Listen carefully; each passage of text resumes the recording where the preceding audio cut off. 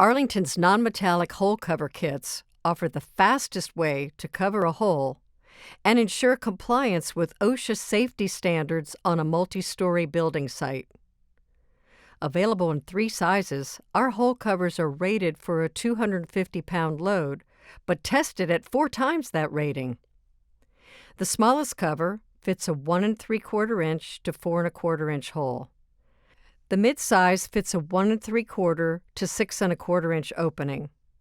And our 10 1/2 inch diameter cover fits a 3 3/4 to 9 1/4 inch hole.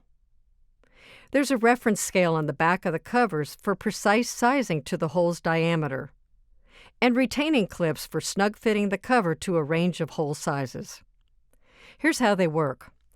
For holes less than 2 1/2 inch diameter, place the longer leg of the retaining clip toward the outside edge of the cover. For holes larger than 2 1/2 inches, face the longer part of the retaining clip towards the center of the cover.